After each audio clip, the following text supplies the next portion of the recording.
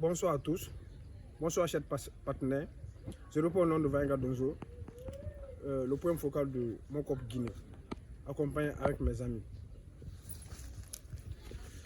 Bonsoir chers délégués, moi je réponds au nom de Mamadou Diakité, délégué national du MOC Guinée.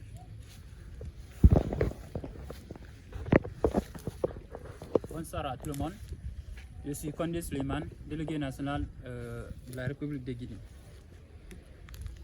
Bonjour, chers délégués distingués et observateurs de la COP MOC 26.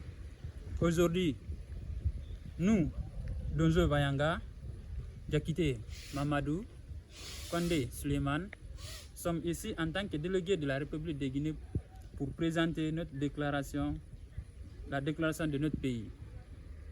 La République de Guinée est un pays d'Afrique de l'Ouest qui couvre une superficie de 245 857 km². Elle a une population d'environ de 12 millions d'habitants, soit 48 habitants par km². Son réseau hydrographique est très riche, 1166 cours d'eau répartis en 23 bassins versants, dont 14 internationaux.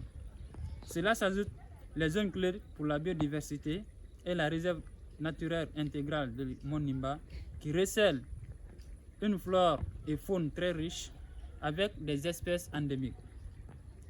La Guinée, à l'instar des autres pays en voie de développement, est confrontée aux conséquences du changement climatique et à de nouveaux problèmes socio-économiques. On constate déjà un certain nombre de conséquences du changement climatique en Guinée, notamment la multiplication d'événements météorologiques extrêmes, inondations, vents violents, etc. La dégradation de nombreux écosystèmes et l'extinction des espèces animales et végétales. La baisse des productions agricoles et pastorales pouvant conduire à des crises alimentaires fréquentes. Face à cette situation, les zones de la Guinée reconnaissent que l'action globale pour lutter contre la crise climatique n'a pas été assez forte. Dans ce cadre, plusieurs ONG sont créées par les jeunes pour faire face à ces défis et apporter leur soutien au gouvernement dans la lutte contre le changement climatique.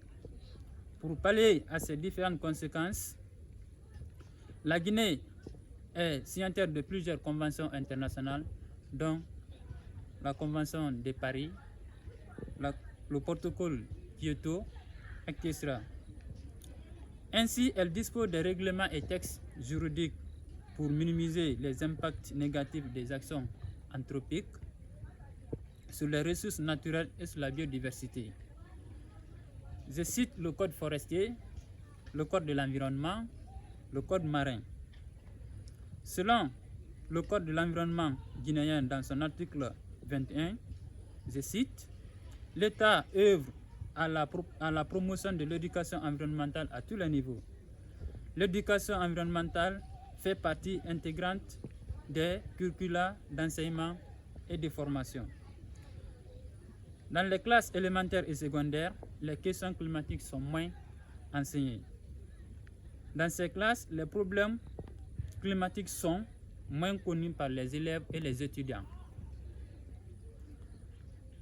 Peu d'efforts sont fournis pour les campagnes de sensibilisation de l'éducation environnementale en milieu scolaire en Guinée.